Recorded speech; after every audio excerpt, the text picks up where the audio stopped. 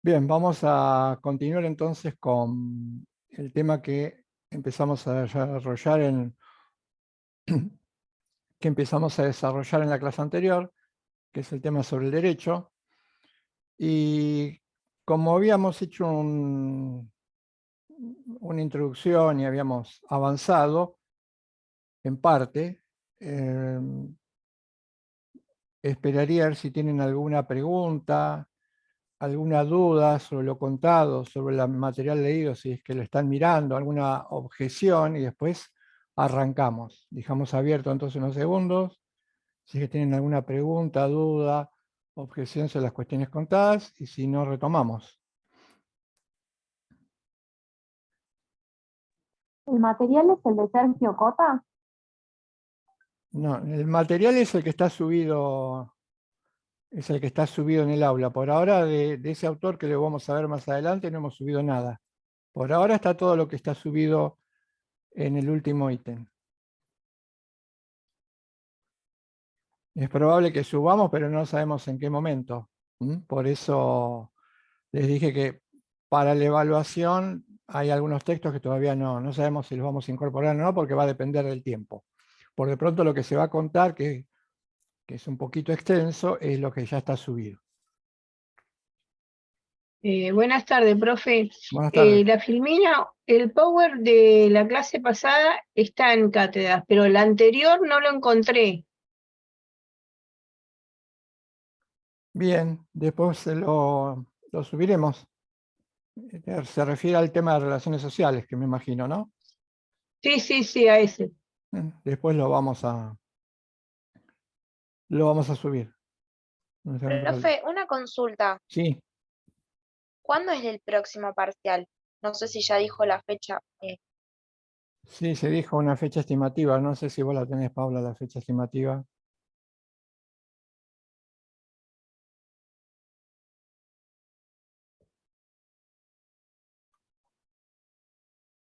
Tenés el micrófono apagado. Ay, bien, me di cuenta. ¿Cómo estás? Mira, fecha estimativa sería alrededor del 24 de mayo. Obviamente es a confirmar y no lo tomen como fecha exacta, pero en Sí, yo principio sería diría, esa fecha. sí, diría que probablemente, 24 de mayo, los viernes. 24 de mayo. No, es miércoles. Es miércoles. Por las dudas lo chequeo, pero estoy acá con el calendario, es miércoles. Sí, es miércoles, perdón. sí, les diría, eso no está confirmado, les diría que probablemente se corra. Pero es a confirmar, esto lo vamos a resolver en estos días. Pero probablemente se corra una clase más. Bien, entonces arrancamos con la temática. Estábamos en la clase anterior como preámbulo para la explicación del derecho. Les dije que nos basamos en el texto del derecho y íbamos a contar un poco los puntos de partida del autor. ¿Por qué es necesario contar los presupuestos o puntos de partida? Fundamentalmente para poder entender un poco mejor cuando uno lee el texto desde donde se enuncian algunas cosas que se dicen en el texto. Como todo trabajo que intenta explanar un objeto de conocimiento como es el derecho, y el libro lector no podría ser la excepción, nosotros revisamos cuáles son sus puntos de partida y les decíamos que hay como una especie de teoría del conocimiento, como lo habíamos contado cuando vimos a los autores dialogales, y su punto de partida es entender a la realidad como algo independiente y separado de los sujetos. El punto de partida es una lectura sobre la realidad, y este punto de vista se llama realismo filosófico, significa entender al mundo como algo separado, distinto e independiente de cada uno de los sujetos que lo conoce. Por eso, si ustedes recuerdan, y ahora se podrá entender mejor, cuando vimos uno de los obstáculos al conocimiento, y analizamos el reduccionismo, en el reduccionismo nosotros decíamos que para conocer la realidad tiene que verse, uno tiene que interpretarse ante la realidad como si estuviese frente a un espejo. Cuando uno está frente a un espejo, esa imagen que devuelve el espejo tiene que coincidir con la que nosotros nos hemos formado. Si la imagen del espejo devuelve fidedignamente lo que somos frente al espejo al que estamos situados, se supone entonces que el espejo estaría reflejando la realidad de lo que ocurre. En este caso, mi figura o la figura de cualquiera frente al mismo. Si se trata de la realidad, el conocimiento sobre esa realidad es correcto si la imagen que yo me formo o el concepto que yo me formo de esa imagen coincide con la realidad. Por ejemplo, si me formo una imagen, pensemos en algún momento en una imagen en un árbol. Si yo les digo, piensen en un árbol, la totalidad de ustedes se va a representar, más allá de la diferencia, la especie, la altura, algo que tiene un tronco y que tiene hojas y que tiene ramas. Confrontado con la realidad, con algo que en principio ustedes desconocen que sea un árbol, al verlo dicen, esto es un árbol. ¿Por qué? Porque su imagen, la imagen que tienen internalizada, el concepto que tienen internalizado de árbol, coincide con lo que ustedes están viendo. Por eso a esta lectura se le dice que es una lectura que establece que la verdad, todo es verdadero en la medida que se corresponda con la imagen que uno tiene de la misma. Esta imagen se adquiere, por supuesto, con el uso de los sentidos. Nosotros percibimos la realidad de manera sensorial, se ponen en juego el sentido de la vista, el olfato, el tacto, pero después de esto, de estas sensaciones o esta experimentación o de esta percepción, viene el tamiz o viene la tamización a partir de la razón. Entonces después se conjuntan lo que sentimos, que es lo que percibimos, con la razón, lo expliqué en la clase anterior, hay una integralidad de sentimiento y pensamiento en el ser humano que explicaría luego aquello que conocemos. Pero viene o va a venir en cualquier exposición sobre una teoría un segundo problema. Y esto era lo último que habíamos contado. Al definir el derecho como una creación humana que está muy ligada o muy fuertemente ligada a lo moral, en la definición de derecho en los tres rasgos, que son universales y permanentes, que ahora vamos a continuar desarrollando del texto, se dice que el más importante, el primero, es el enlace del derecho con la moral o con lo moral. Se nos aparece una realidad nueva, que es lo moral. Esto implica que en el texto Negri considera que las exigencias morales conforman parte, diría Nino, del mobiliario del mundo. Los valores forman parte de la realidad del mundo. Como les decía, es una cuestión discutida, es una cuestión muy discutida, sobre todo muy discutida desde la modernidad. Hay muchos que niegan radicalmente la existencia de una realidad como realidad moral, y hay otros que la discuten no de una manera tan tajante y tan radical, que son las llamadas lecturas relativistas, que también después haremos un muy breve repaso sobre estas. Entonces, volviendo a la cuestión, si Negri sostiene que el derecho tiene un muy fuerte enlace con lo moral, lo que tiene que hacer es mostrarnos de qué manera accedemos a lo moral. Si yo les dijese a ustedes, todos los que me están escuchando, todos los que están participando, tienen la misma posibilidad de acceder a las exigencias morales, tendría que explicarles cómo, para que entonces ustedes después estén de acuerdo conmigo y digan, tiene razón, existe lo que se llaman exigencias morales y sé de qué manera acceder a las mismas. Si esto fuese así, creemos que es así, y el texto de Hector lo revela como trasfondo de la explicación del derecho, habremos dado un primer paso en conocer adecuadamente ese objeto de conocimiento o de pensamiento tan discutido que es el derecho. Pero para esto tenemos que iniciar como iniciamos en la clase anterior. Entender, conocer y acercarnos al mundo de lo moral. Por eso la lectura, esta lectura implica una tesis que se llama, en las discusiones modernas o actuales sobre valores, ética, metaética, etc., esta postura se llama una postura cognitivista. ¿Por qué? Porque esta postura considera que puede conocerse, el ser humano puede conocer estas realidades. Al mismo tiempo, tenemos una teoría no cognitivista, por ejemplo, como la kelseniana, que dice que el ser humano no puede conocer estas exigencias morales porque en última instancia tienen que ver con algo que forma parte de su propia subjetividad. ¿Cómo accedemos a lo moral? Si ahora podés, vamos a repasar este cuadro el que habíamos marcado 2 o 3 cosas. Si me lo podés subir, Paula, el de acceso a Dale. lo moral. Ya lo, ahí estoy compartiendo. Bien. Ahí está.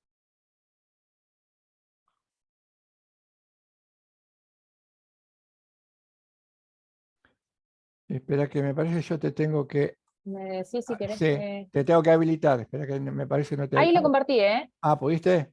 Listo. A ver, chicos, si lo ven. A ver si... ¿Ustedes lo ven, chicos? Me parece que hay su función de compartir. Ah, a ver, no. No. Deja de acá. No, me tenés que habilitar. Estoy en pausa. Cargando. Todos los participantes, ahora sí está puesto, todos los participantes pueden subir. A lo mejor está cargando el, Sí, está puede cargando ser. el material, Si por no, eso no voy lo a... vemos por ahora.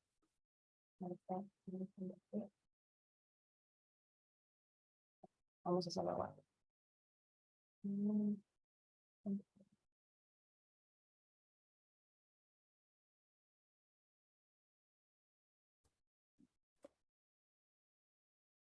Mientras Vamos a subimos, acercarlos, sí. Me voy a mientras poner vamos, como anfitrión yo, si no, porque no, me pudiste como si estuviese en pausa, como si mi función de compartir las pantallas estuviesen en pausa. espera, Sí. compartir pantalla, esto tendrá la función de compartir la pantalla de la otra persona. A ver, voy a dejar de compartir para así. Todos los Lo haces participantes, vos y yo después, pues. ¿Lo tenés todos los participantes? sí, lo tengo puesto en todos los participantes. A ver ahora, No sé por qué. No, a ver. ¿no?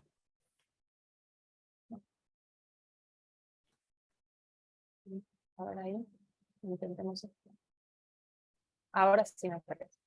Ahí está, Ahora sí, ¿no? Ahí sí. Ahí perfecto. está. Estaba listo. Bien, ahí tenemos entonces el cuadro que en parte habíamos empezado a comentar.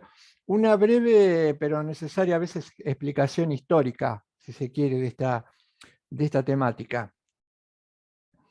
Si nos guiamos por las etapas históricas que en algún momento planteamos cuando analizamos las distintas perspectivas antropológicas, diría que la historia de la humanidad occidental podría seccionarse por una edad antigua, una edad o una época medieval, luego un renacimiento, comienzo de la modernidad, y una etapa que estaríamos dejando, o para algunos en el medio transitando, como sería la posmodernidad.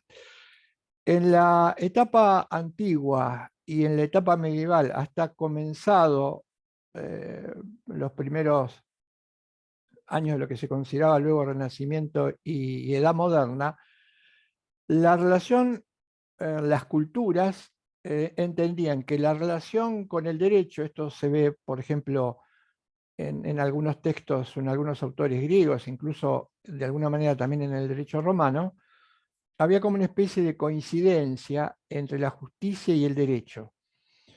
De alguna manera, algo así como una identificación.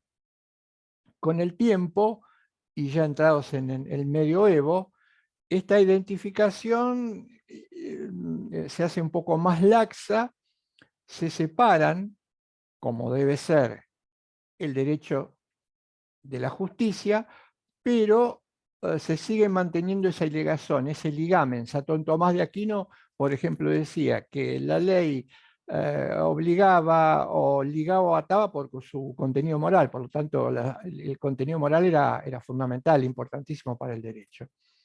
Y luego nos encontramos con la modernidad. Como sabemos, la modernidad que ha sido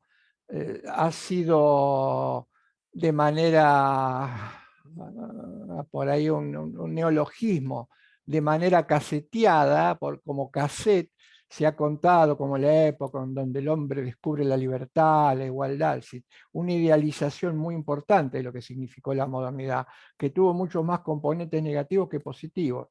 En la modernidad, entonces se separa, no solo que se separa el derecho de la justicia, sino que aparecen dos posturas muy fuertes. Una, como dije, lo que se llama nihilismo o escepticismo, que barre con la idea de justicia como parte de la realidad, y otra más atenuada, pero también peligrosa y muy efectiva, que fue reducir la justicia, separándola de derecho, a una mera expresión de deseos, a un sentimentalismo, a una expresión de simuladas ansias de poder, o otros, sublimación de la psiquis, etc. Luego viene o aparece la posmodernidad, ya estamos hablando siglo XX, finales del XIX y XX y XXI, donde hay un movimiento de rehabilitación, lo que se llama rehabilitación de la filosofía práctica. Este movimiento de rehabilitación lo que intenta hacer es volver a poner las cosas en su lugar, es decir, recuperar ese vínculo del derecho con lo moral, más allá de que se consideren como aspectos o dimensiones independientes, y establecer o ratificar la relación conceptual entre estas dos variables o disciplinas. En la primera etapa, la previa a la modernidad, en la modernidad van a aparecer las teorías formalistas, clásicamente denominadas teorías positivistas. Las lecturas o las teorías eran denominadas teorías iusnaturalistas, y hubo muchos iusnaturalismos.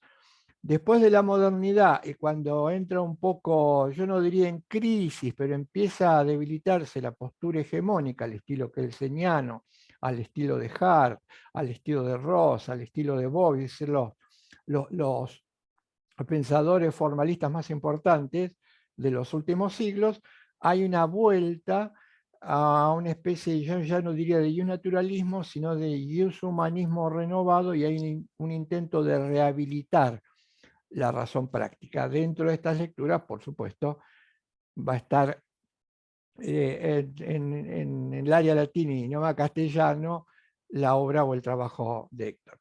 Hecho este raconto histórico necesario, a pesar de que la discusión todavía se mantiene, hay todavía discusión respecto a la relación entre derecho y moral. Veamos el modo de acceso a lo moral. En el cuadro, cuando a la izquierda, no sé si ven, no, mi cursor no lo ven. En la parte de arriba a la izquierda, cuando dice existencia, y abajo dice ontológica, ¿no? Lo ontológico implica ser, realidad. Si yo quiero definir lo que es un valor, el valor tiene que existir, tiene que tener realidad, ¿no? Tiene que ser. Y la otra manera es, si tiene realidad, ¿cómo lo conozco? Entonces, los valores están en el mundo, no dependen de nosotros, pero sí accedemos a los mismos de manera subjetiva. No tendría otra forma ningún ser humano de acceder no solo a la valoración, a las exigencias morales, sino a cualquier tipo u otro tipo de conocimiento, si no fuera a partir de su propia subjetividad. Porque nosotros somos subjetividad. Hay que tener cuidado con esto porque muchos se apoyan para desprestigiar o criticar la percepción de los valores, diciendo que pueden ser percepciones arbitrarias porque tienen que ver con el sujeto. Claro que tienen que ver con el sujeto, porque el único que puede conocer es el sujeto. Ahora, que la percepción comience siendo subjetiva no significa que no pueda haber criterios que permitan reafirmar su verdad. Vemos en el cuadro entonces la intuición. ¿Se acuerdan que les dije? Los seres humanos sentimos, percibimos, sentimos, y luego en un segundo momento razonamos. ¿Cómo accedemos a la idea moral de respeto a la dignidad humana o a cualquier valoración que, dice Héctor, forman parte de la construcción del derecho a lo largo de los siglos? Por vía sentimental, por vía emocional. Sentimos el valor o el disvalor. Y es muy importante, fíjense, el cuadrito dice, modo de acceso a lo moral, bajamos intuición. La intuición es una percepción, un conocimiento directo. Abajo dice no hay inferencia. No hay inferencia. Inferencia implica un conocimiento que está mediado. El conocimiento de los valores no está mediado por nada. Nosotros nos chocamos de frente cuando el valor se manifiesta y se expresa, y de eso tenemos una intuición. Luego va a entrar en juego la razón, porque dijimos, somos seres sentipensantes, sentimos y pensamos, pero ya cuando entra en juego la razón, sí empieza la inferencia, porque hay algo que va a mediar. El principio moral se va a incorporar como parte de los contenidos del derecho. Lo que va a mediar es la palabra, tengo que expresarlo en palabras, formar conceptos de lo moral. Profe, Sí, perdón, ¿podría ir un poquito más despacio? voy un poquito más despacio. Vuelvo entonces desde intuición.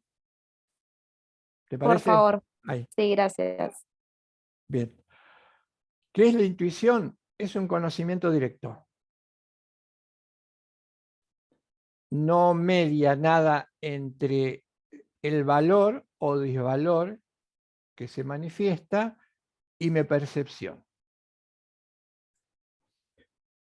Si yo veo en la calle o en algún lugar dos personas que están, por ejemplo, teniendo un bebé en sus manos, y este bebé es sumergido en una fuente o en un balde con agua, tal vez si no estoy muy cerca, habría dos posibilidades. Una, que estuviesen bañando al bebé. Otra, que estuviesen intentando ahogarlo al bebé. Si me acerco, y entonces ya tengo una percepción clara y directa, lo primero que se me va a manifestar como una especie de si quiere, de rayo, los clásicos decían la centella de la conciencia, lo primero que me va a aparecer es una sensación de indignación, de algo que no es posible que ocurra, que esté ocurriendo. Lo voy a descalificar. Me va a parecer, pónganle todos los adjetivos que ustedes quieran, abominable, diría desde el punto de vista moral, injusto, marcadamente injusto. Y esto directamente, intuitivamente, sin que entre en juego la razón o mediación alguna. Por eso, ese conocimiento intuitivo es el primer conocimiento que todo ser humano tiene de las exigencias morales. En el ejemplo, una situación injusta. Si la situación hubiese sido, están bañando ese bebé, podríamos decirlo que entonces esa visualización es justa. Captamos o vemos, fíjense en el cuadro, la intuición implica que nosotros tenemos sentidos al cual habría que agregarle, muchos filósofos morales dicen que además de los sentidos, de la vista, del oído, del gusto, del tacto, los seres humanos tenemos un sentido moral. Este sentido moral que nos permite captar, como dice el cuadro, entrecomillados, o ver los rasgos morales de un caso. El caso sería, por ejemplo, las dos personas que están bañando al bebé en un balde. Percibimos ese rasgo moral. Supongamos, volvamos al ejemplo, que quieren torturarlo o quieren eliminarlo, que estaríamos viendo, por supuesto, es la injusticia. Captamos o vemos, porque la visión va más allá que el mero hecho de la vista. Yo necesito ver a las dos personas que están ahogando, pero el solo hecho de verlas no implica que vaya a manifestarse el valor, tiene que haber algo más que me permite ver que ese comportamiento no es debido. Eso lo hace el sentido moral, eso lo hace la intuición. Si bajamos,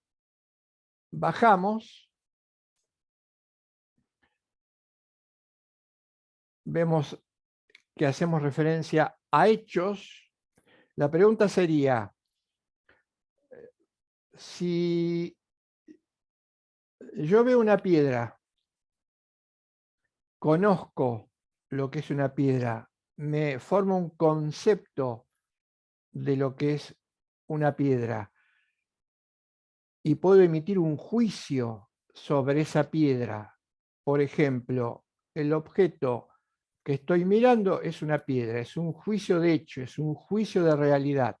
Para que este juicio de hecho o juicio de realidad sea correcto o verdadero, la piedra tiene que estar, tiene que existir, tengo que verla, tengo que visualizarla. Lo mismo pasa con lo mismo pasa con una exigencia moral. Así como yo puedo identificar una piedra, también puedo identificar, cuidado, una realidad que es jerárquicamente superior y diferente, que es el valor. Pero puedo visualizarla.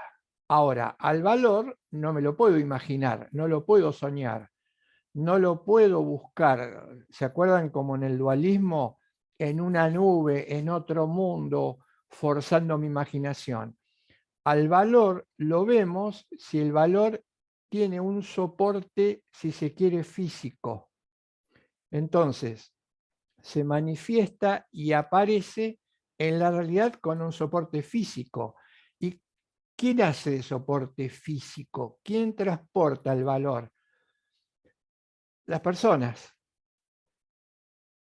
No va a transportar el valor una cosa, porque yo no puedo decir que una piedra es justa o injusta. Sí puedo decir que la actitud y el comportamiento de alguien, de mí mismo o de otro, sobre mi persona, es justo o injusto.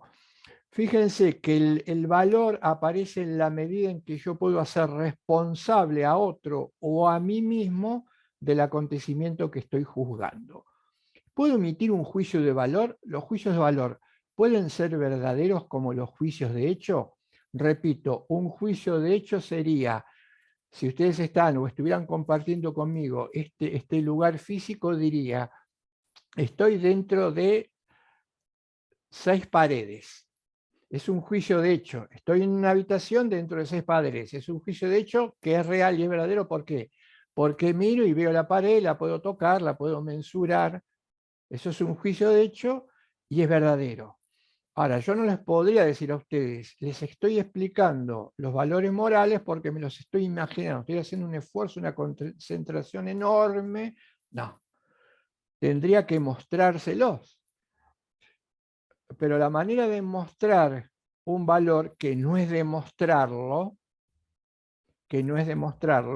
¿por qué? La ciencia nos va a decir, para que, sobre todo la ciencia que se genera en la modernidad, ¿qué te va a decir la ciencia? La ciencia te va a decir, ¿qué es la ley de gravedad? La ley de gravedad implica que vos tirás una piedra para arriba y evidentemente baja porque se imanta contra el suelo. ¿Es real? Un científico te va a decir, y planteemos esa hipótesis. ¿Es cierto que si yo arrojo algo hacia arriba, necesariamente va a impactar con el suelo? Genera la hipótesis, genera la prueba, tiene que corroborar si esto es cierto, ¿y qué hace? Experimenta. ¿Por qué experimenta? Experimenta porque si es verdadero ese juicio, las veces que se arroje una piedra hacia arriba, hacia 1.000.000 de veces, ese 1.000.000 de veces la piedra va a impactar con el suelo. Resultado final, dicen los científicos o dice la ciencia, he verificado ese punto de partida, esa hipótesis, y ese dato lo he verificado empíricamente hablando y por lo tanto es verdadero. Ahora, ¿qué pasó en la modernidad? Permítanme que haga esta especie de agregado, porque es importante. ¿Qué ocurrió en la modernidad? En la modernidad ocurrió que al tener tanta fuerza, la ciencia se convirtió en el modelo, el paradigma de todo conocimiento. Entonces, hubo un problema con estas realidades que no eran realidades meramente cósicas o simples. Y los científicos en la modernidad empezaron a decir, no podemos confirmar que los valores tengan realidad o que exista o que haya un mundo como el moral, porque no puede comprobarse, no puede demostrarse empíricamente mediante verificación su realidad. Claro, no podían ver, no podían tocar, no podían sentir, no podían medir, ni podían mensurar los valores. Este prejuicio es una de las herencias más fuertes. Este prejuicio se llama prejuicio cientificista. Es una de las barreras y uno de los lastres más fuertes que todos los que derivaron como sociedad de la modernidad tuvieron que afrontar. Porque la ciencia nos dice, no tenemos manera de comprobar empíricamente la existencia de un valor. Algunos dicen, en el caso de una piedra, si yo confronto la imagen que tengo sobre una piedra con algo que estoy viendo que es una piedra, inmediatamente voy a decir o emitir este juicio de hecho. Esa piedra existe y es una piedra porque se corresponde con la idea, con el concepto mental que yo tengo de piedra. El concepto está conformado por palabras. Busquemos una definición de piedra en el diccionario y la definición de piedra en el diccionario es un concepto conformado por palabras. Este concepto conformado por palabras es real porque en la medida en que yo lea la definición de piedra y me confronte en la calle ante una piedra y la vea, y se vea reflejada esa imagen que yo tengo de la piedra con lo que dice la definición, esto implica que la piedra existe. Esto no se puede hacer con las exigencias morales, pero en base a eso se sostiene, no podemos formarnos conceptos de la realidad que denominamos realidad moral, no podemos formarnos conceptos de lo que sea la justicia. Es decir, no podemos expresar con palabras, porque así llegamos al concepto, lo que es la justicia, lo que es la solidaridad, lo que es el amor, lo que es el respeto. Esta idea es muy fuerte, fue la idea dominante y todavía está muy presente. ¿Podemos formarnos conceptos de las exigencias morales? Sí, claramente. ¿De qué manera? Repasemos el mecanismo que habíamos visto hoy. ¿Cuál sería el objetivo de formarnos un concepto moral? Poder emitir juicios morales. Poder decir, el comportamiento de X es adecuado, el comportamiento de Y es disvalioso, la actitud de Juan es éticamente aceptable, la actitud de María es éticamente reprochable. Fíjense que con esto vivimos, permanentemente estamos enjuiciando. Y esto es la raíz del fenómeno jurídico. Vamos a ver que el fenómeno jurídico no sería nada más que mero arbitrio si no tuviera conexión con el fenómeno moral. Constantemente estamos valorando. La cuestión sería, ¿le damos la razón a aquellos que dicen que no podemos formarnos juicios verdaderos o falsos acerca de lo moral? ¿O rechazamos esta lectura y decimos, podemos como seres humanos formarnos juicios morales y estos pueden ser considerados verdaderos o falsos? Yo le dejé planteada, esta cuestión es vital, pero no solamente para el mundo de lo jurídico. Yo lo dejé planteado en la clase anterior, ¿por qué? No solamente esta afirmación es vital para lo jurídico, es vital para lo político, es vital para lo económico, es vital para lo filosófico. Tenemos que comprender, tenemos que defender la tesis de que hay principios que tienen que ver con la verdad o la falsedad en cuestiones como la ética, en cuestiones como el derecho, en cuestiones como la política, en cuestiones como la filosofía, en cuestiones como la economía. ¿Qué pasaría si la tesis contraria fuese la cierta? Que no nos podemos formar juicios verdaderos o falsos sobre lo moral, sobre lo político y sobre la ética. sería algo que está apareciendo en ciernes y que de alguna manera todavía fragmentariamente se daría. Sería el mundo el mundo de lo pragmático, el pragmatismo. Y del pragmatismo al poder, a la fuerza, a la arbitrariedad, hay solamente un camino de 5 centímetros. Por eso hay que discutir, defender en todos los terrenos del pensamiento la posibilidad de emitir juicios de todo tipo, de hecho, y juicios valorativos que puedan ser sometidos o ser cribados como verdaderos o falsos. Y el ser humano tiene esa capacidad. Ahora, falta la segunda etapa, falta el segundo paso. Si vamos hasta acá, van a ver que en el cuadrito dicen hechos. Los hechos morales existen.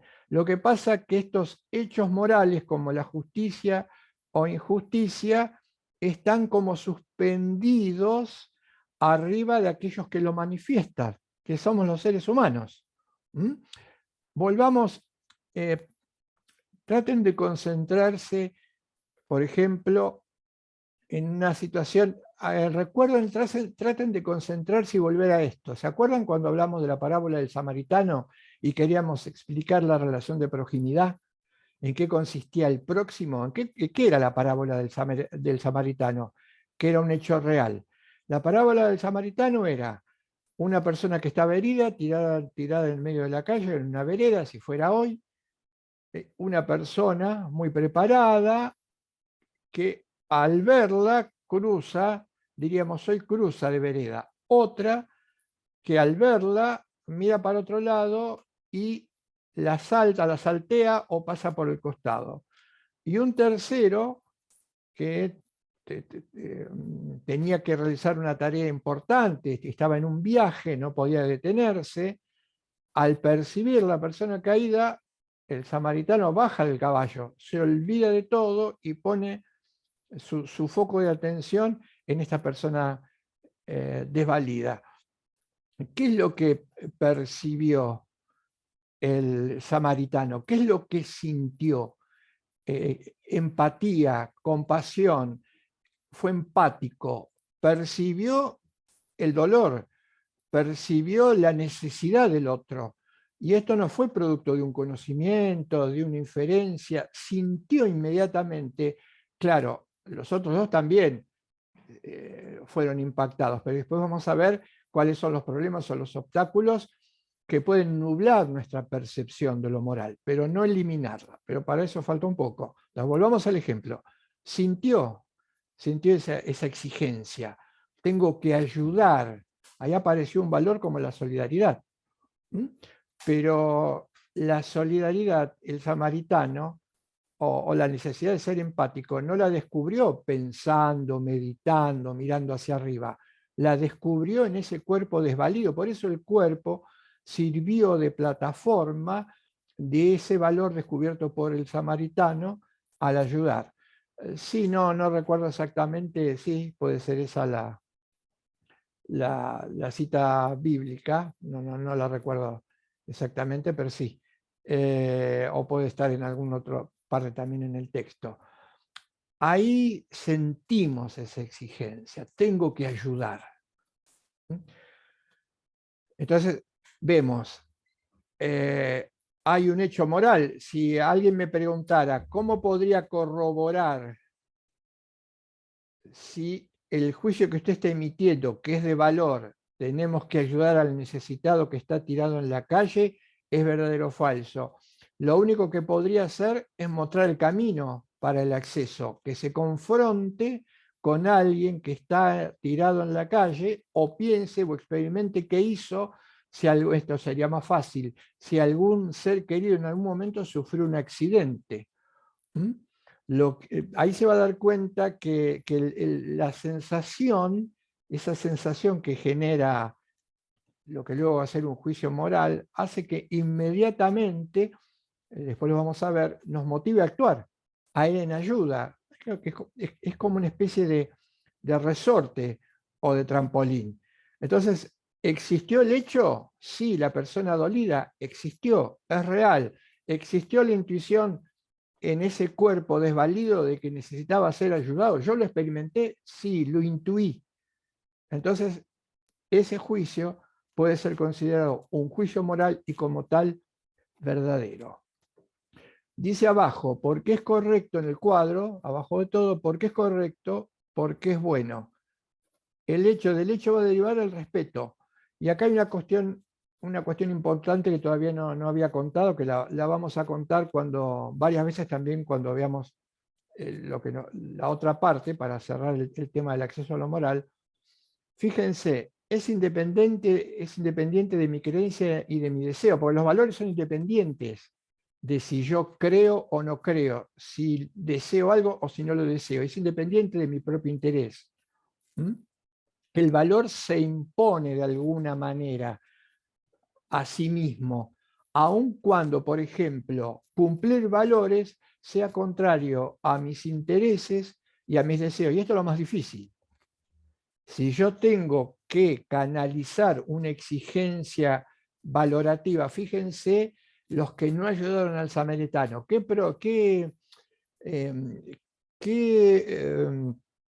pusieron en primer lugar? Sus propios intereses y sus propios deseos. Uno, su propio interés. Supongamos, estaba muy apurado por llegar al templo para rezar. Priorizó su propio interés en función de este valor que le exigía ayudar al otro. El otro puede haber priorizado su propio deseo.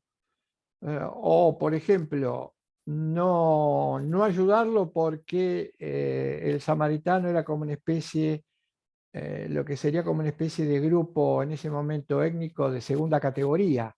Entonces, o si se quiere, caricaturizándolo un poco, pero no deja de tener cierta parte de realidad. Si yo tengo una posición holgada, si soy rico, tal vez dentro de mis deseos y mis intereses no estaría el ayudar a un pobre. Por eso son independientes. ¿Queda algo? Fíjate, Paula, si queda algo del esquema. Queda esa tercera. Bien, ahora vamos a cerrar esta vía de acceso, porque acá está faltando algo importante. Yo dije, somos seres sintientes o sentipensantes. ¿Qué analizamos? El sentir.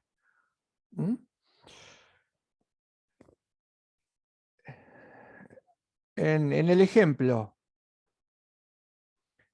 observamos la realidad. Observamos una situación de injusticia. La observo con otra persona. ¿Qué podría o qué debería ocurrir? ¿Estamos juntos o estemos separados? ¿Qué debería ocurrir?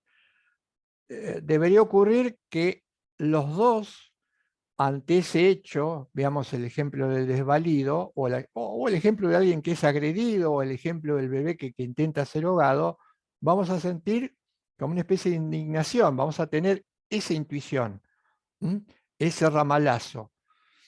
Ahora, supongamos que estamos más lejos, y entonces del bebé que está en el recipiente con agua, estamos bastante lejos. Miro a la otra persona, tal vez la otra persona tenga mejor o peor vista que yo, no estamos en directo, y le digo, ¿vos ves lo mismo que veo yo? A mí me parece que están tratando de asesinar a ese bebé. Y esta otra persona dice, no, para mí que están protegiéndolo, están limpiándolo, están bañándolo. Y no, pero fíjate que los movimientos son bruscos, no se ve bien, pero mire que los movimientos son bruscos, no, tal vez sean bruscos porque a lo mejor lo que están tratando de hacer es quitarle la suciedad y la tiene pegada al cuerpito. Habría ahí como en algunas diferencias. El hecho que percibimos es que alguien está siendo incorporado en el cubículo de agua, nos acercamos más y más, y en algún momento coincidimos. Ah, no, tenés razón, en un sentido o el otro. Pero es probable la divergencia, que las intuiciones no sean exactamente las mismas. Vamos a un ejemplo más sencillo.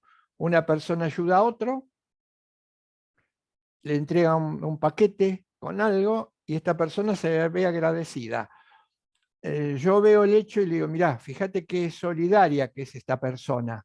Está siendo solidaria, le está dando algo que no tiene o que a lo mejor al dárselo ya le va a faltar, no le sobra, y la otra persona está agradecida. Alguien que ve esta acción también dice, no, a mí me parece que no es que le esté dando algo que no tiene, sino me parece que está haciendo algo correcto, que es que está intercambiando. Tal vez lo que le esté dando es contrapartida de algo que recibió. Fíjense, las dos intuiciones son coincidentes porque los dos estamos viendo un acto que podría decir es éticamente valioso o éticamente aceptable, ya sea que se trata de una actitud solidaria, como sea que se trata de una actitud en donde se devuelve aquello que se recibió.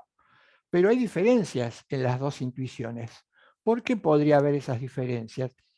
Esas diferencias tendrían que ver con que a lo mejor no vimos la escena completa y supongamos en un movimiento anterior esa persona le entregó algo, por lo cual esta otra se la está devolviendo, o en esa situación anterior esa persona le pidió porque tenía hambre algo para comer y esta le entregó un paquete o con comida o con plata para que lo compre.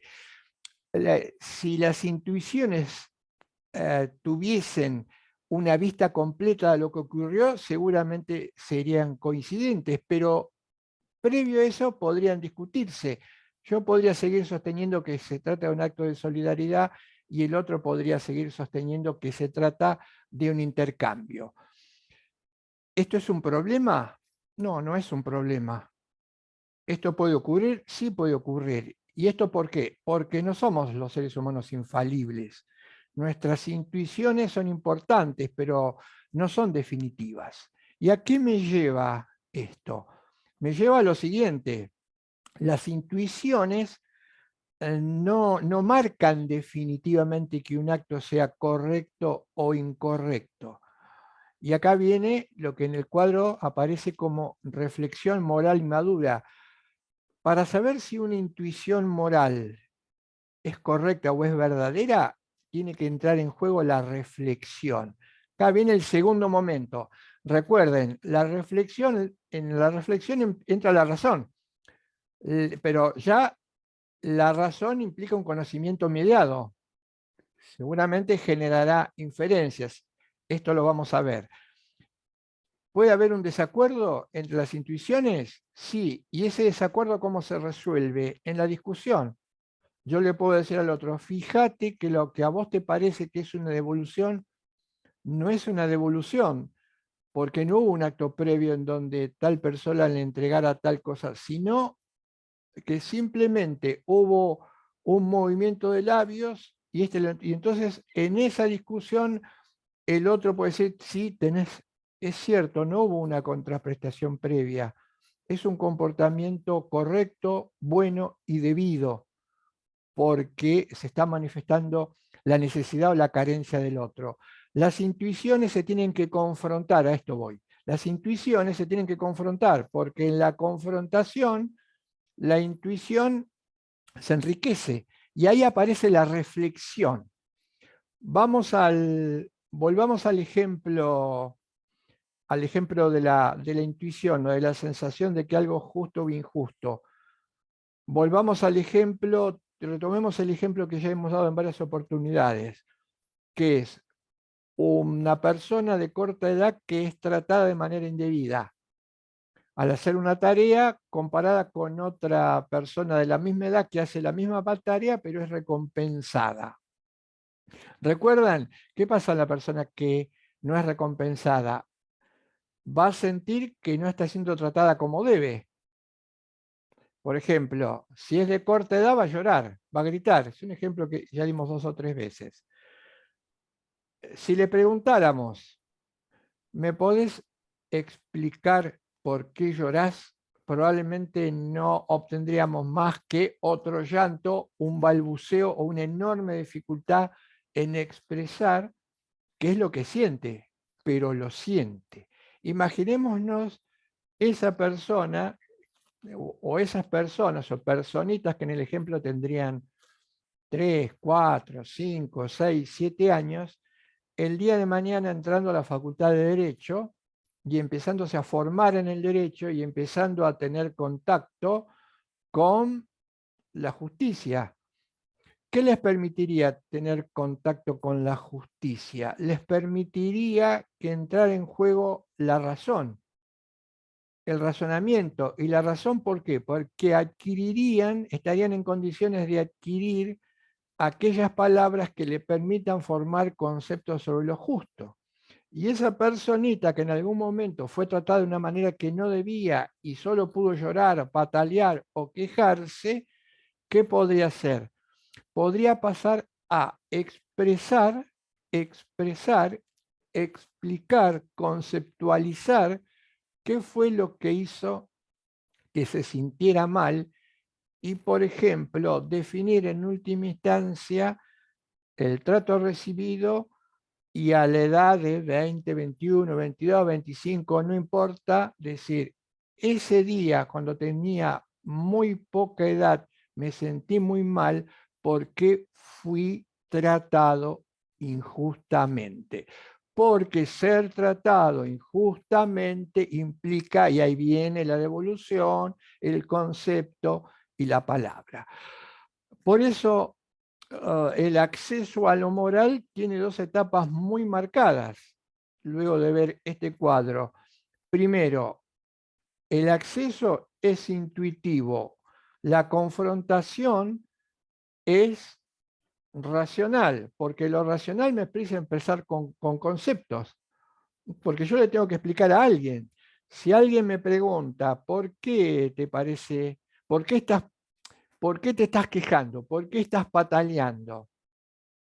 La persona podría decirme, y ¿sabes qué pasa? No me gusta, estoy molesto, no me siento cómodo. Bien, bien, pero para que el malestar, el pataleo, el no sentirte cómodo, el grito, el llanto, si se quiere, tenga un poco más de fuerza, un poco más de entidad, yo puedo entenderte, creerte y acompañarte, me tenés que explicar, tenés que utilizar el lenguaje, tenés que utilizar la conceptualización para que yo pueda entender cuál es el motivo de la queja. Si yo sigo diciendo, si un nene, si una persona adulta, vamos a un ejemplo macro, si una sociedad sigue diciendo que patalea porque no le gusta, porque está en desacuerdo, porque lo molesta, esa conceptualización no va a ser posible.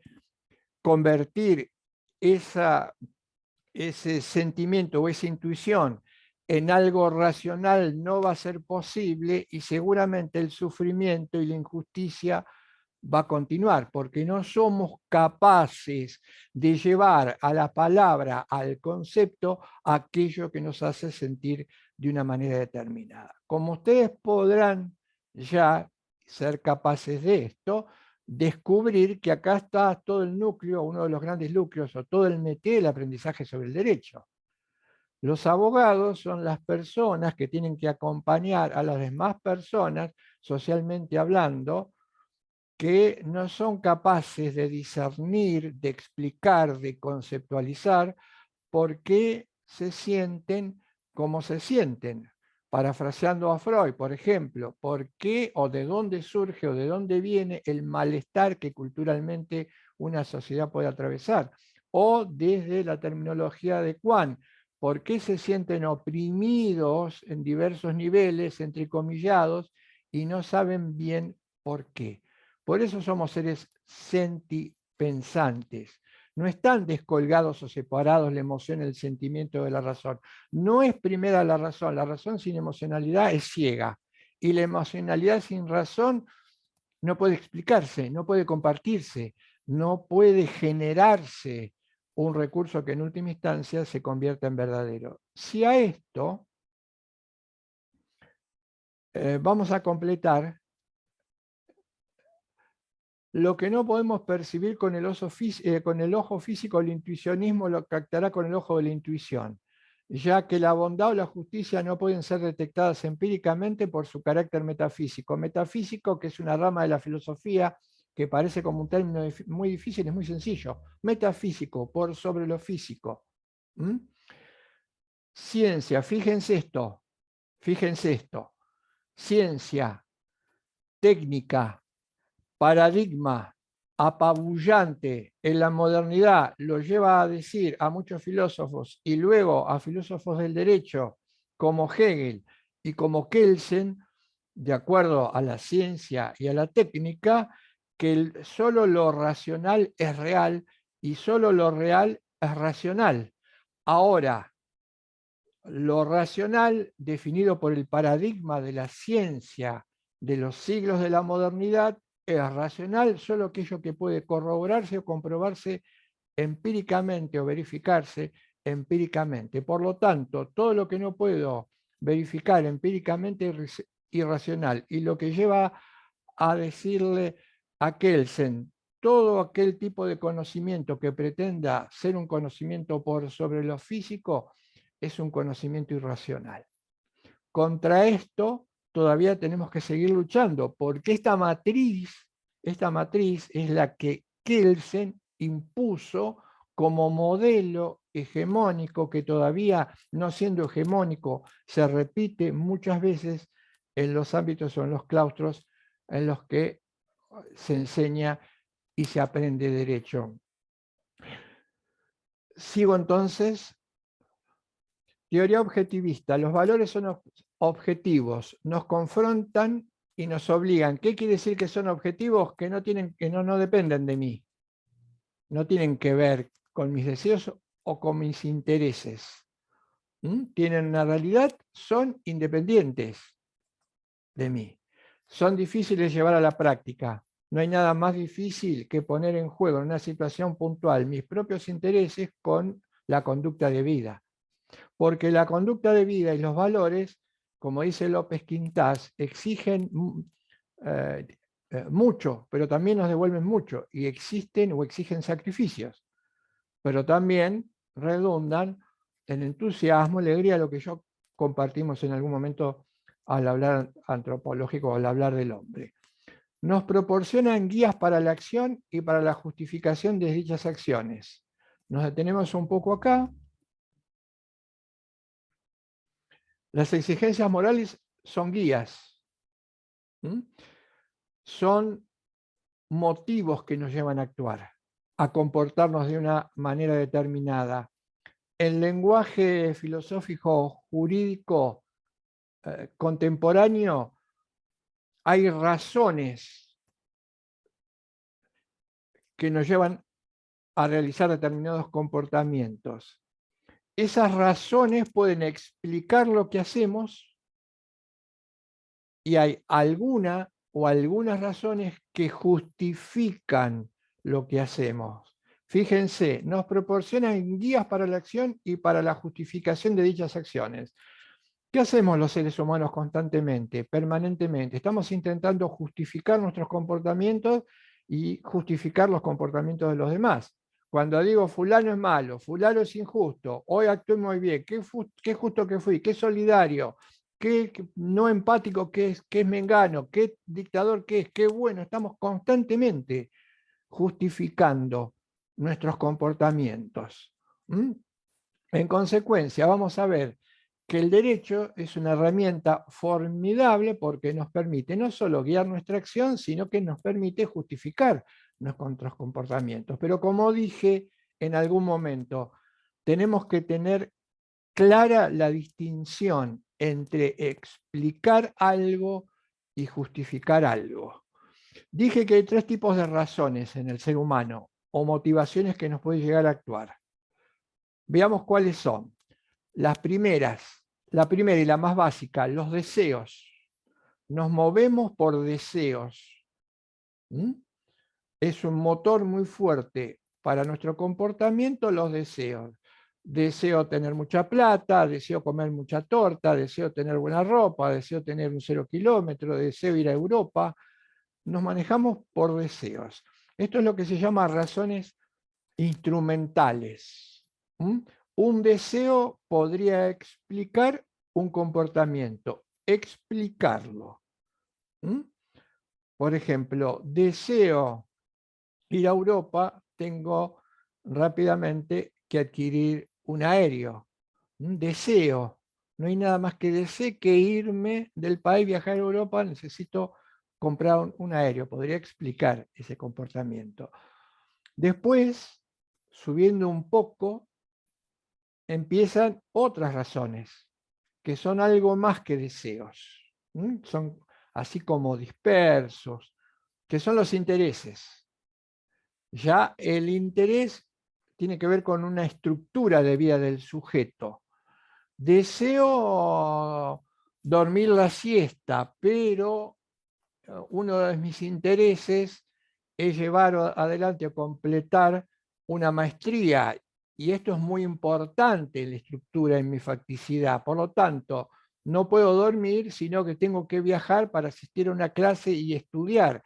Y esto prima o prevalece sobre ese deseo, porque el interés ya tiene que ver más con una estructura propia de vida. O me gustaría irme a la plaza a caminar, pero algún miembro de mi familia está enfermo, y si hay un interés que mueve mi propia estructura personal, es la conformación de mi familia.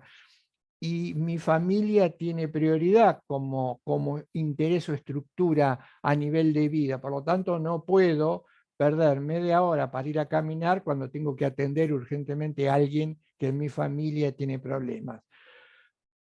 Pero los intereses también explican.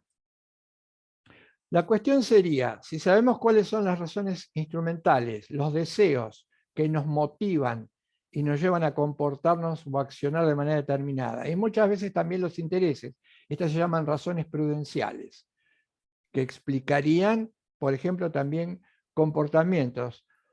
Nos falta algo muy importante, y que es justificar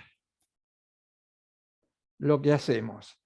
Para que algo que los seres humanos hacemos se justifique, van a entrar en juego un tercer tipo de razones. Y esto después lo vamos a ver en varias oportunidades cuando analicemos internamente las estructuras de las normas o de las reglas, que son las razones morales. Las razones morales, a diferencia de las razones instrumentales y de las razones prudenciales, son razones que precisamente van a justificar porque son razones de carácter universal.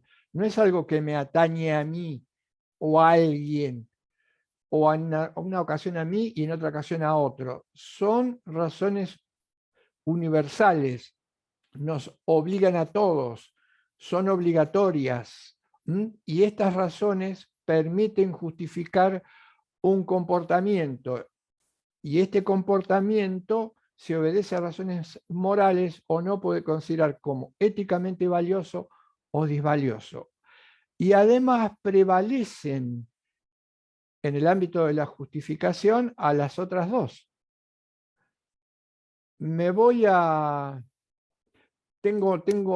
mucha hambre, tengo que llegar a mi casa, porque quiero empacharme, voy a comerme una fuente llena de tallarines, y encuentro a alguien que está gravemente herido, sangrando.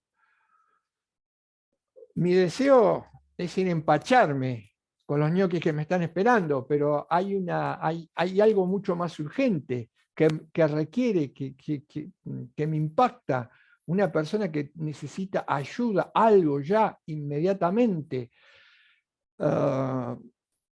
Deben prevalecer las razones morales, aunque de hecho puede ocurrir que esto no ocurra, que esto no pase, pero yo no podría justificar el haber desatendido, y esto no solamente moralmente, sino jurídicamente. Yo no voy a poder decir mañana, no le presté el auxilio debido, cuando se me reproche esto, no le presté el auxilio debido, ¿sabes por qué? Porque tenía mucho hambre y me parecía que era más importante llegar corriendo a mi casa, abrir la heladera y comerme un kilo de ñoquis. No.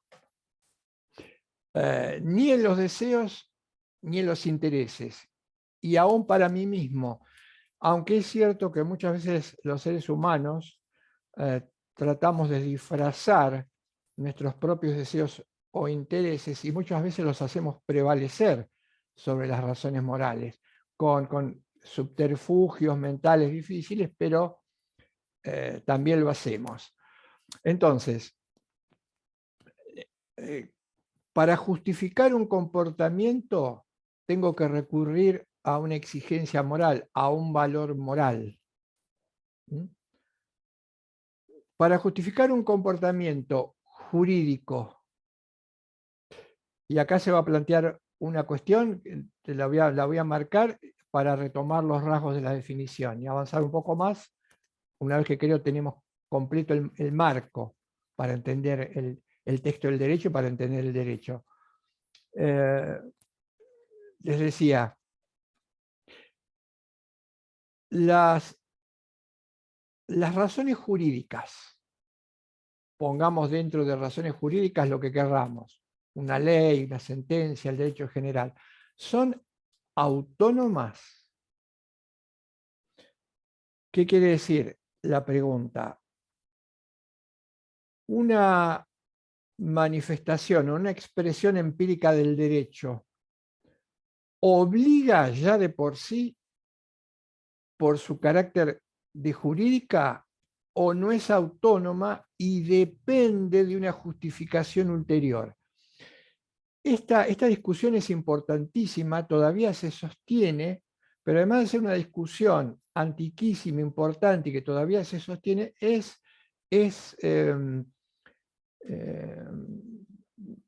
fundamental. ¿Por qué? Porque un sistema jurídico o un ordenamiento jurídico tiene en su interior y nos afecta acciones o comportamientos que se nos requieren y que son debidos, y que cuando un comportamiento se nos requiere como debido, jurídicamente hablando, es probablemente que se contraponga a un deseo o a un interés propio. Y en ese caso no puede prevalecer. Porque en principio la exigencia jurídica tiene prioridad ante el deseo o el interés. ¿Pero por qué tendría prioridad?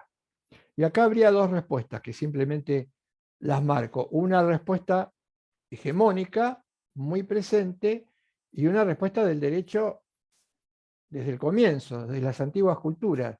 La primera respuesta sería: ese comportamiento es debido, vence al deseo o al interés simplemente porque es un comportamiento que ha sido dictado por la autoridad. Hay una autoridad que podríamos llamar, ya incorporar, la podemos meter ya en las disquisiciones sobre el derecho, lo que se llama una autoridad normativa. La autoridad normativa dijo que tal comportamiento es debido, por lo tanto, prima sobre mis deseos o mis intereses. Pero nos está faltando algo más. Un comportamiento debido dispuesto por una autoridad normativa ya nos obliga, ¿está justificado? ¿O es simplemente el primer paso? ¿Le está faltando algo? Para ir al grano y después explayarlo con más detalle. El derecho necesita, para tener fuerza y exigibilidad, un complemento moral, una vinculación con lo moral. Por lo tanto, la primera conclusión que vamos a sacar, que las razones jurídicas no son autónomas. Requieren, para convertirse en obligatorias, del componente moral. Porque si no, y esto después lo vamos a ver con detalle, si yo no puedo justificar un ordenamiento jurídico en base a principios fundamentales morales básicos que estarían incorporados en las reglas que sostienen ese sistema jurídico, lo único que me queda como criterio, como dato, es el detentar el poder, es la autoridad, es la discrecionalidad, o es simplemente el mecanismo de validación formal, como por ejemplo lo planteaba Kelsen. Kelsen decía que un sistema jurídico tenía fuerza en la medida en que se apoyara en una norma fundamental. Pero esta norma fundamental no era una norma moral o una exigencia valorativa. Esta norma fundamental era un apotegma que decía: quien elabora la primera constitución y tiene el suficiente poder o la capacidad para que esta primera constitución sea eficaz, es el que ostenta el derecho a mandar. Y acá la explicación quedaba incompleta. Lo mismo una sentencia. Una sentencia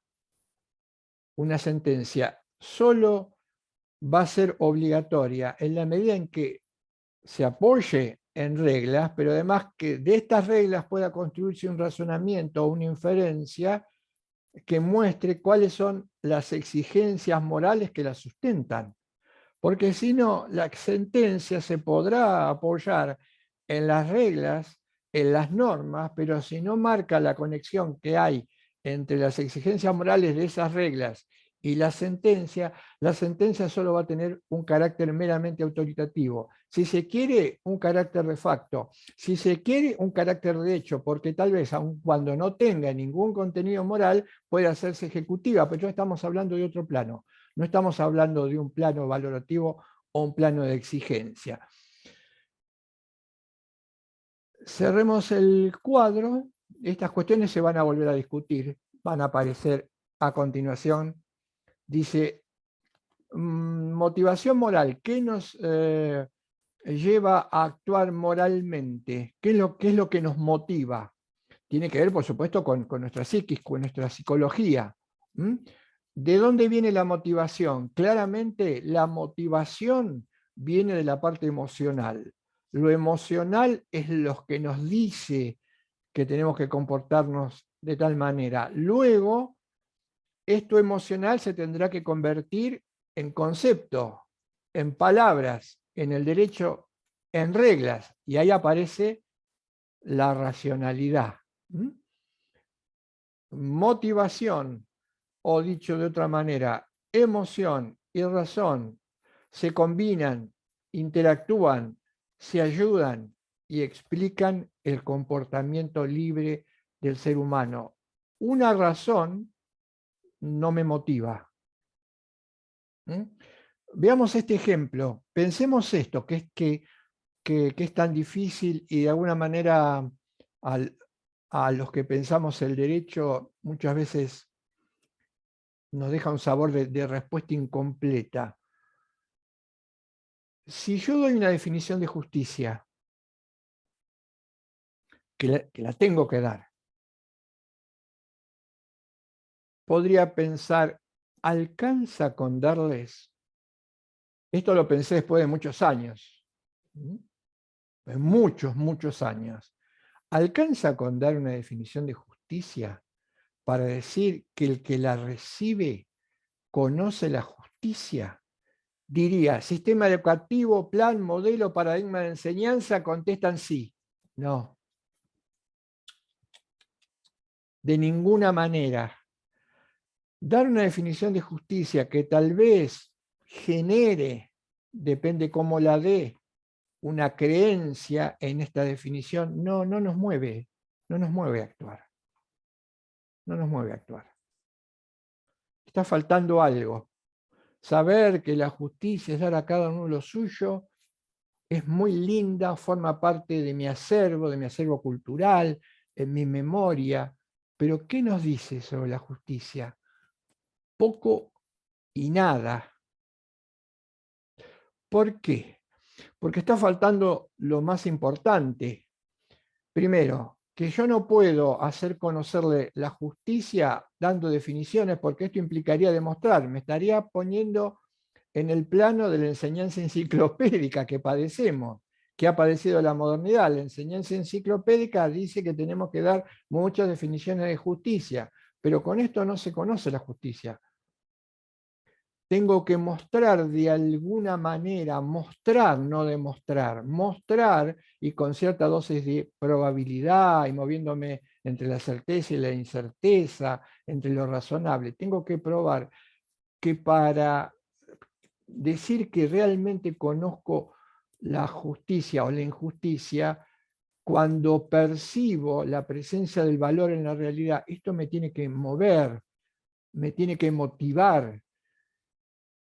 Y el valor y el desvalor generan indignación. Ahora, si esta indignación no va acompañada de un comportamiento destinado, si se trata, para no ser para no cargar toda la el peso en lo injusto, que es un comportamiento justo, me tengo que poner en movimiento.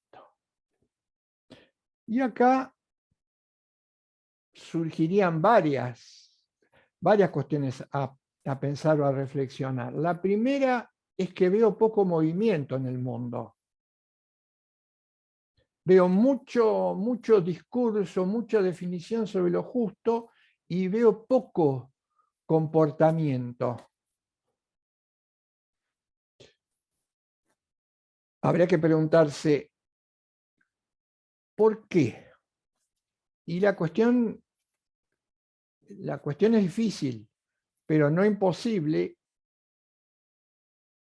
pero nada tampoco me da garantía de que descubra cuáles son los resortes que hace que haya mucho conocimiento de la justicia, pero poca indignación y poco movimiento, que esta situación pueda superarse. Sin embargo, ya es un paso importante.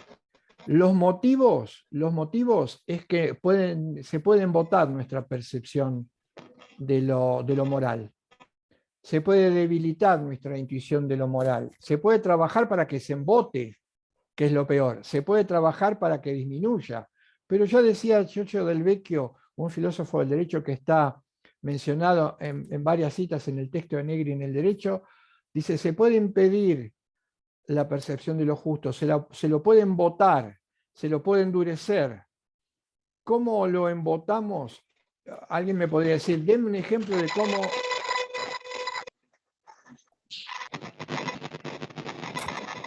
Hay un micrófono abierto, una descarga.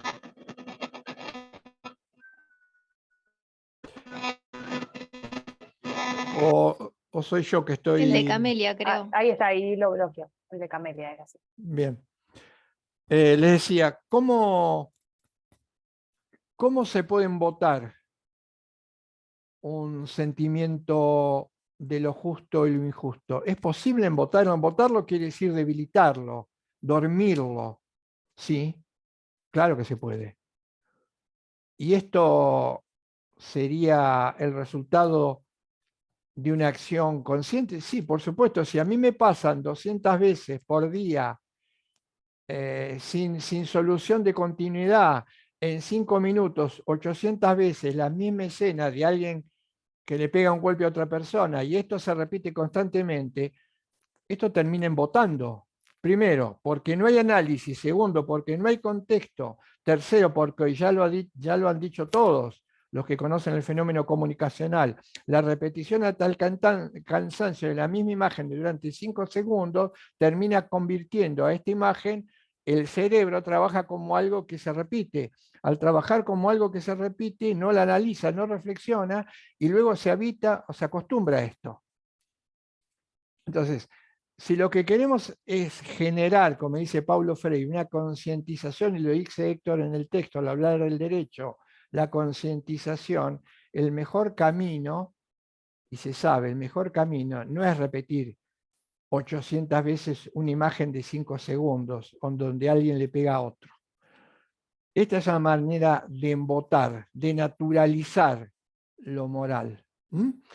Pero dice Del Vecchio, no se agota, es inagotable. Aún en las condiciones más adversas, es esa sensación de indignación que es percibir la justicia o de bienestar, que es la injusticia, o de bienestar, que es la justicia, nos pone en acción. Ese es el mejor test. Que las cosas nos indignen, pero que nos hagan dar un paso adelante.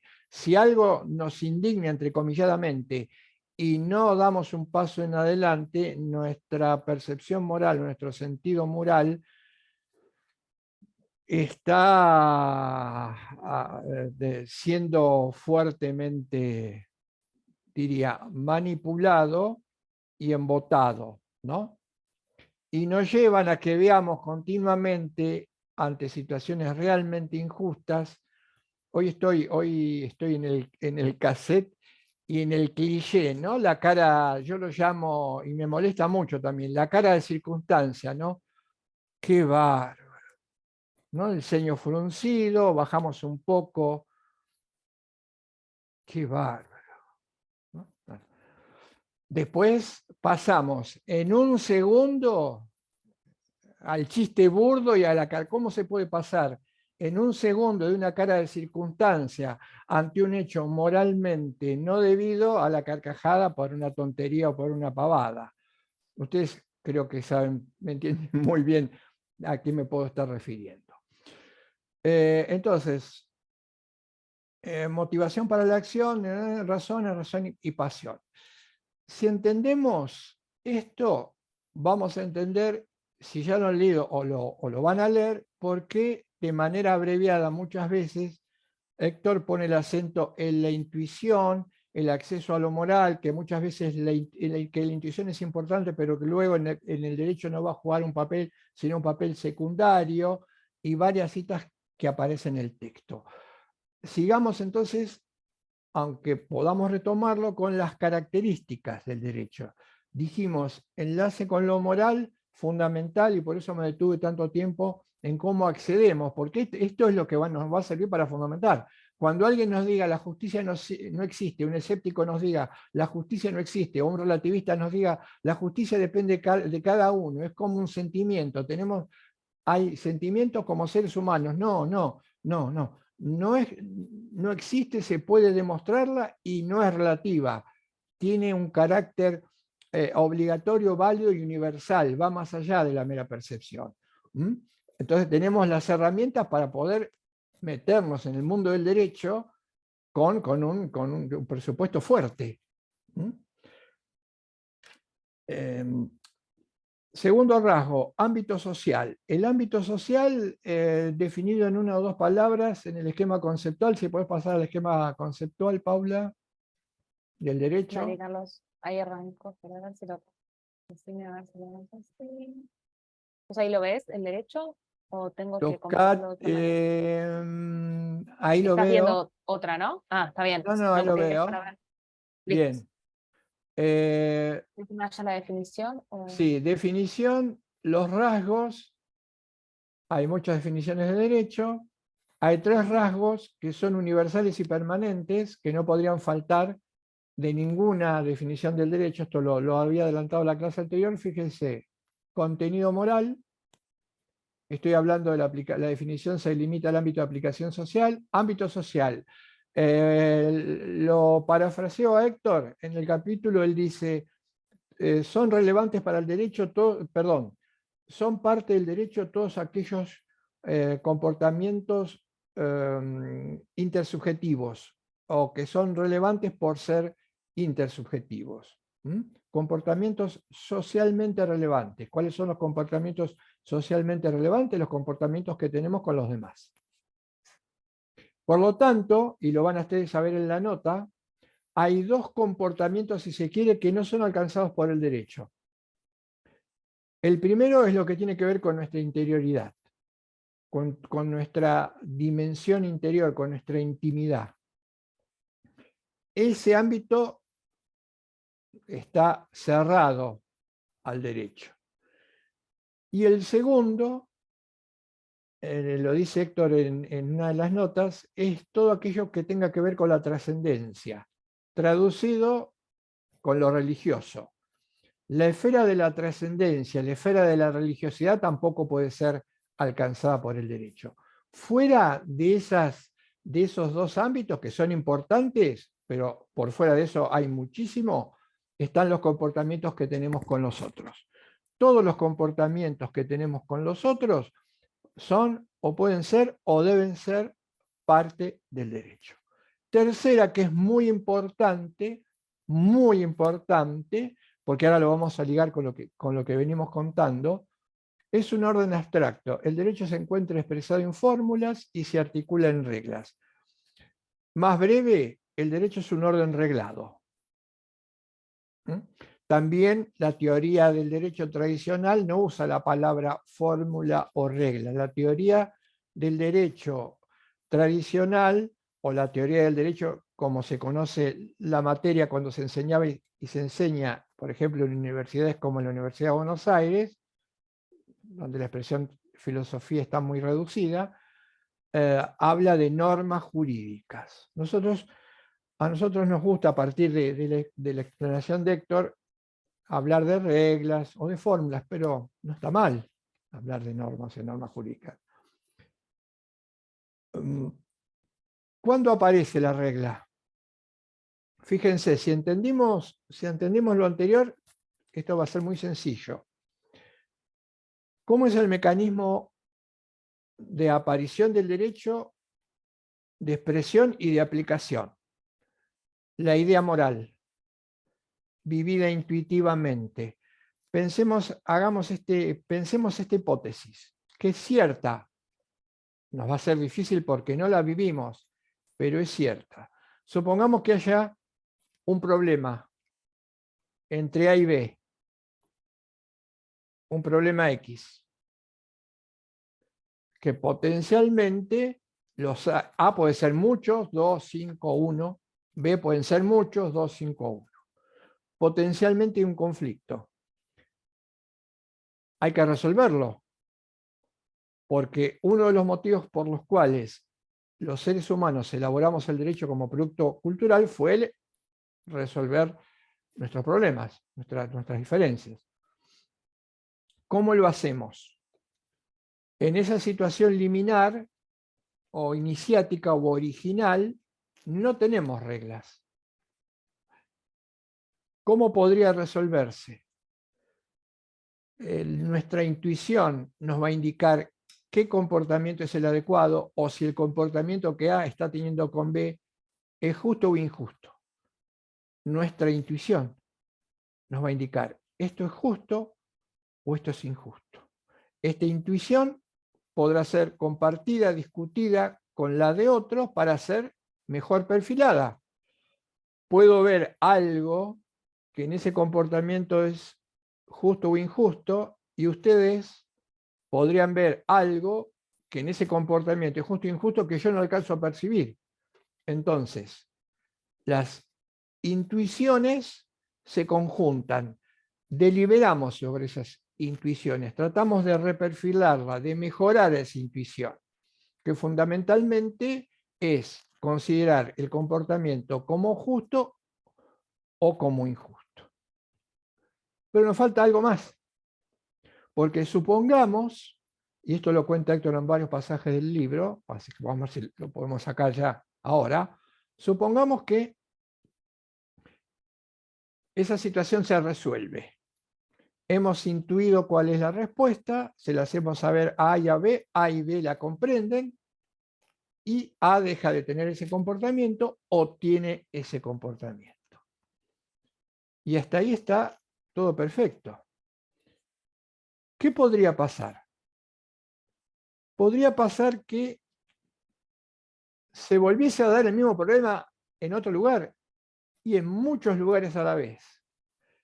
¿Qué ocurriría? Tendríamos que recurrir al mismo mecanismo. Habría que intuir cuál es moralmente la respuesta a ese problema.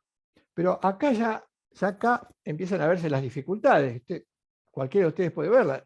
Empiezan las dificultades. Y si esa intuición fuera en parte o al menos en algo diferente, y si se planteara muchas veces, todas las veces habría que volver a intuir cuál es la respuesta, esto sería un problema, sería un inconveniente, más allá de que tal vez en algunos lugares nos pondríamos más de acuerdo rápidamente en perfilar la intuición, y en otros lugares tal vez nos llevaría más tiempo. Y cuidado, que lo voy a plantear simplemente, hasta es probable que en algunas situaciones el desacuerdo sea fuerte. No nos pongamos de acuerdo sobre las intuiciones o cómo considerar moralmente ese comportamiento. Y esta es una discusión que nos ha pasado contemporáneamente, que no significa que no se pueda resolver, pero que va a requerir de más tiempo. Muchas cuestiones morales o debates morales se han solucionado, pero después de muchísimo tiempo de deliberación, de reperfilación de la intuición, de deliberación, etc. Es un problema esto. Dice Héctor en el texto, esto es lo que lleva a la elaboración de la regla, pero para elaborar la regla entra en juego la razón. del hombre, porque la abstracción es producto de la capacidad de razonar, de raciocinio en el ser humano. Entonces, ¿qué se nos ocurrió? ¿Qué se le ocurrió al ser humano?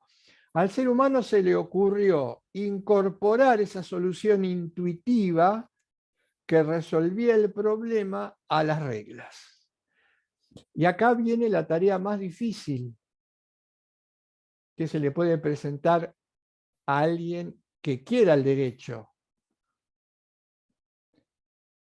La precisión y la dificultad para precisar y definir, conceptualizar con el lenguaje la intuición moral.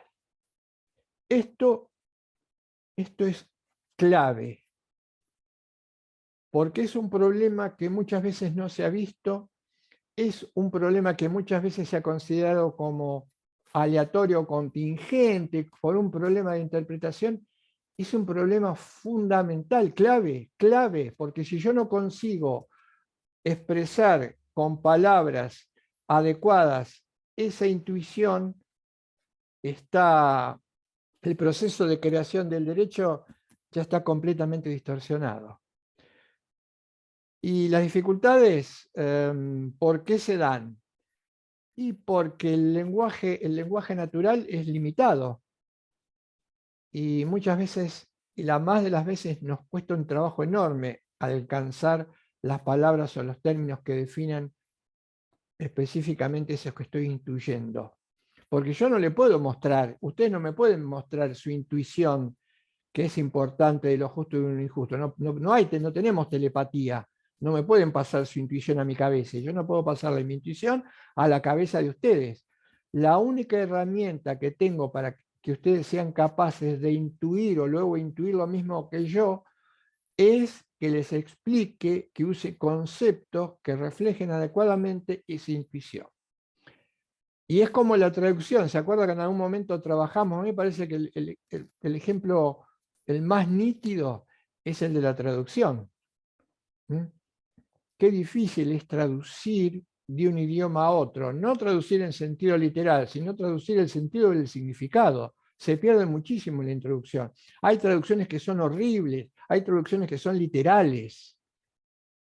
Ya es difícil una buena traducción, una muy buena traducción del inglés al español o del español al inglés, pero es vital, y en el ámbito del derecho es vital traducir estas exigencias a las palabras o a los conceptos. ¿Con esto qué conseguimos?, dice Héctor. Por eso es importantísimo. ¿Qué conseguimos? Que la conciencia se anticipe al hecho. Una vez que resolvimos el viejo problema del que partimos entre A y B, ¿qué pasa? Cuando se vuelva a dar en infinidad de veces y los sujetos ya no sean A y B, sino C y D, ya tendremos la respuesta. Tendremos que recurrir a la regla. Así ha sido el proceso de creación y elaboración del derecho desde una intuición primaria o básica o originaria. Así es el mecanismo. Dice Héctor en una cita: cuidado, en algún momento no es que la intuición de la idea moral pierda su importancia, en algún momento recobra su valor y su papel, claro, disminuido porque hoy una sociedad evolucionada como la nuestra tiene muchísimas reglas para dar respuesta a muchísimos problemas, pero no todas. Dice, hay dos casos en que esto vuelve a reaparecer. La intuición es necesaria y vuelve a reaparecer. ¿Cuándo? Primer caso, lagunas del derecho. En realidad no son lagunas del derecho, son las lagunas de la ley. Toda respuesta puede encontrar solución en el derecho si intuimos adecuadamente la idea moral clave o madre de todo el andamiaje, que es la del respeto a la dignidad humana. Por eso no hay lagunas en el derecho, hay lagunas en la ley o en el texto. Fíjense, el ejemplo de las lagunas, hoy hay muchas lagunas en muchas cuestiones, es el mismo problema que tuvo el ser humano cuando empezó a elaborar el derecho, cuando tenía que resolver un montón de situaciones y no había casi reglas.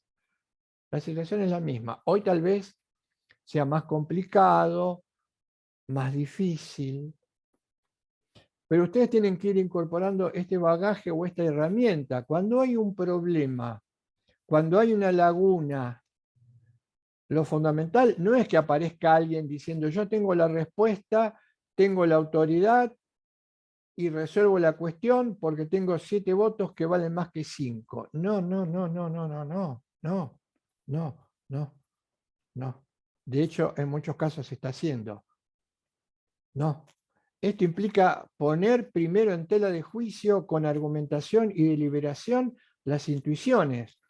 Luego de que llegamos a un acuerdo sobre las intuiciones que requieren una deliberación bastante importante, va a venir el momento de las palabras y los conceptos, porque dice Negri, hay que tener mucho cuidado con la conceptuación jurídica, con el lenguaje jurídico, que no es igual al natural, porque si empezamos o generamos podríamos denominarlo un preciosismo en la terminología, esto puede hacer que esa terminología sea parte, y esto ocurre habitualmente, ese preciosismo o ese vocabulario jurídico que se va de la realidad puede llevar a que las cosas se confundan y no queden claras.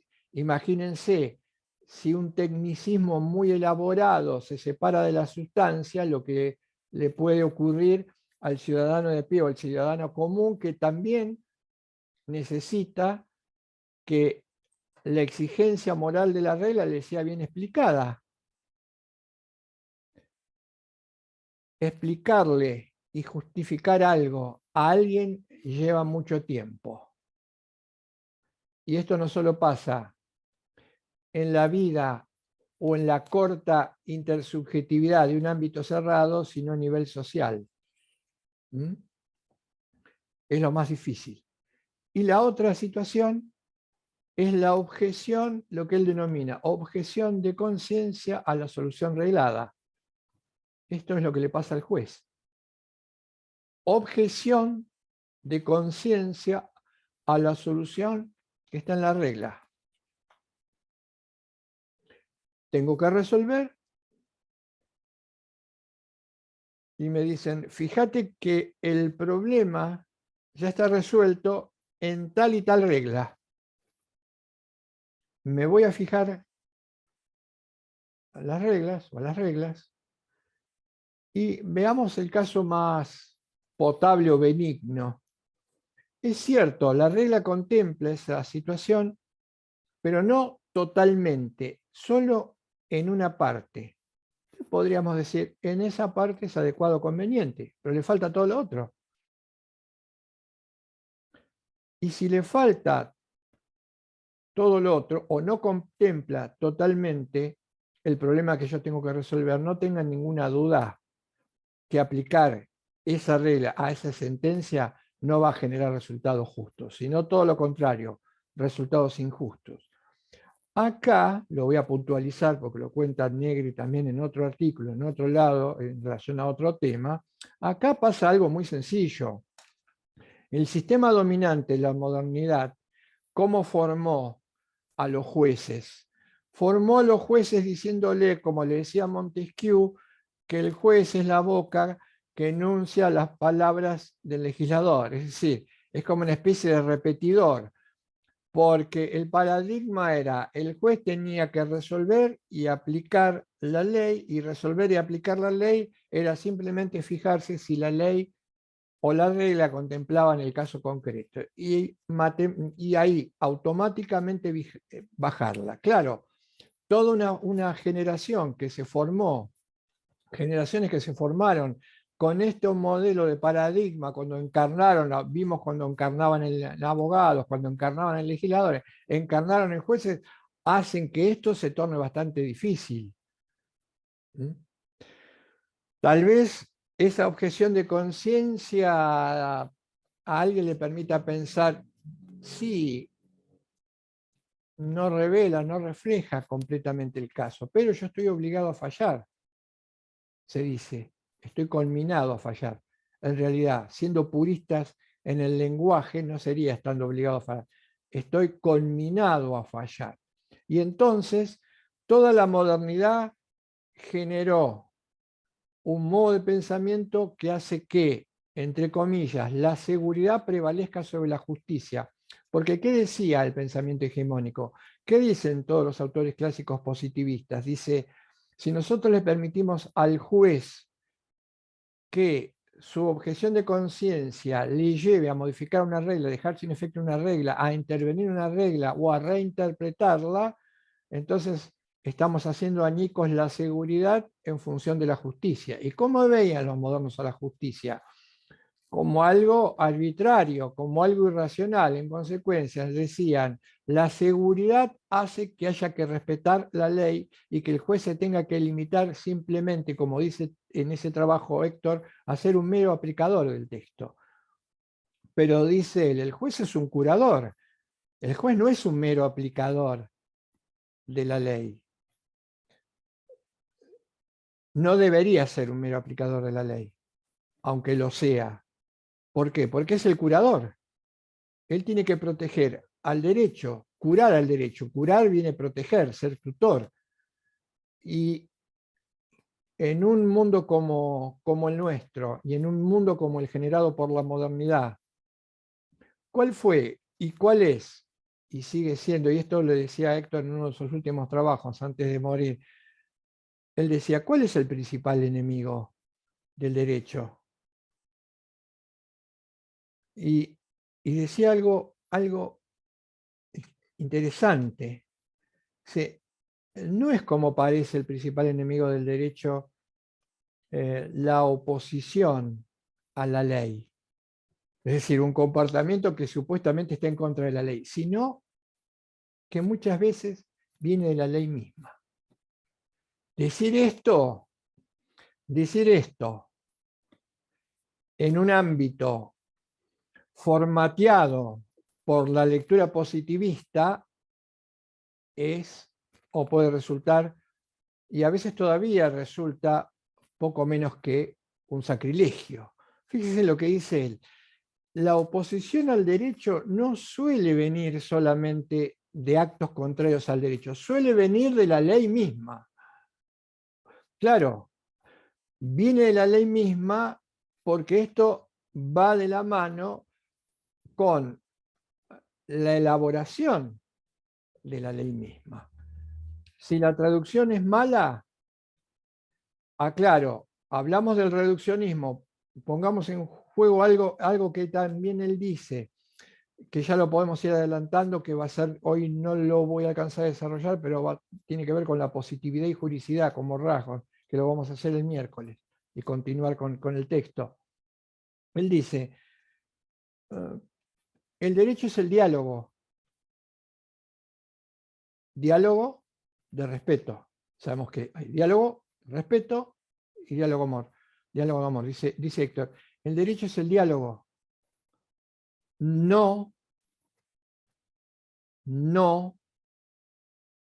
subrayado, no su formalización. El derecho es el diálogo, no su formalización.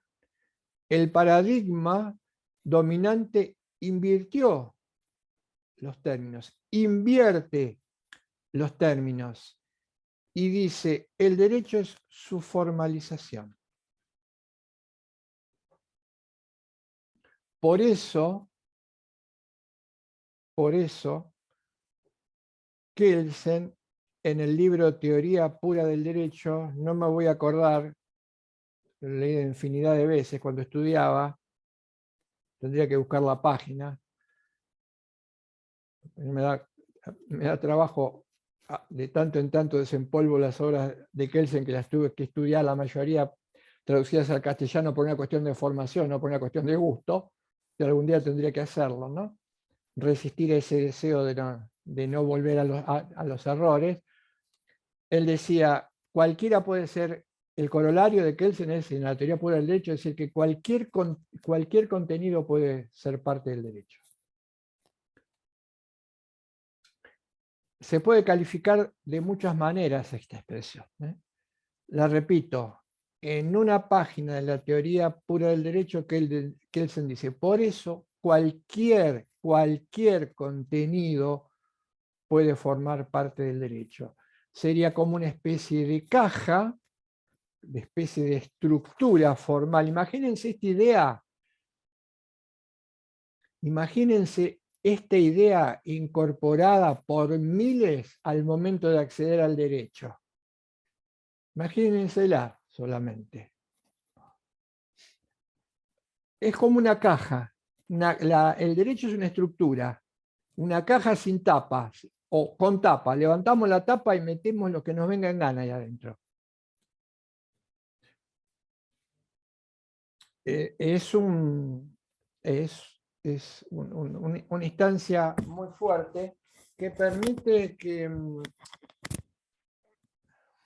por de pronto, con esto voy cerrando, por de pronto todavía impide algo. Araujo Frías, que vamos a volver, es un autor que nosotros estuvimos analizando en la primera parte, que vamos a volver luego a analizar cuando él habla del Estado de Derecho y la diferencia entre el Estado de Derecho legal y el Estado de Derecho constitucional.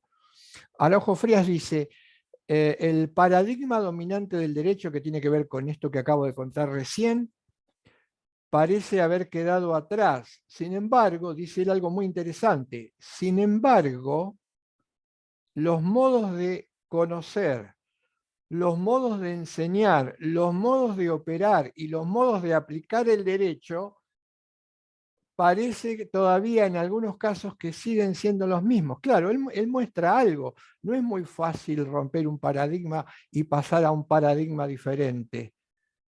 Y esto claramente él lo ve. Todavía lo veo en muchos operadores jurídicos, que tal vez discursivamente incluso admitan que hoy estamos en un derecho constitucional tendiente a romper la vieja idea del derecho legal, pero esto todavía no se manifiesta como debería manifestarse, ni en la aplicación, ni en la enseñanza, ni en la transmisión, ni en la elaboración del derecho.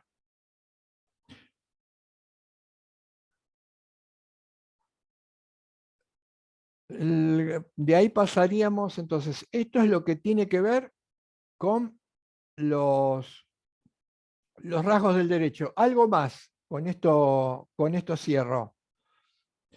Nosotros damos esa definición, que es el derecho como un orden de respeto, o como un proyecto de armonía social fundado y realizado en el respeto de la dignidad humana. Pero Héctor nos dice, cualquier otra definición puede ser válida en la medida que refleje estos contenidos universales y permanentes. Puede haber otras definiciones y ser tan válidas como las que él propone, en la medida en que estos tres se respeten. Yo les voy a dejar planteado, las he mencionado en algún momento, ahora las menciono específicamente, les voy a dejar planteadas dos definiciones del derecho que aprendí, repetí, tuve que leer, memoricé constantemente en mi paso en la Facultad de Derecho, y que creo, me lo dirán ustedes, yo los invito a que lo piensen o lo repiensen, me parece que no eran definiciones del derecho, porque no se encuentran estos rasgos en las mismas. Una definición es la que dice que el derecho es un conjunto de normas que emanan de autoridad competente. Y la otra definición es la que dice que el derecho es una técnica de control social. En estas dos definiciones, repetidas como les decía, estudiadas y enseñadas hasta el cansancio, enseñadas como definiciones del derecho, no encuentro al menos el rasgo esencial o uno de los rasgos esenciales del derecho. Y es bueno que podamos hacer un análisis de estas definiciones. Sobre todo, y a lo mejor nos puede servir si es que todavía estas definiciones siguen existiendo o se sigue pensando la definición del derecho desde este lugar. Bien, con esto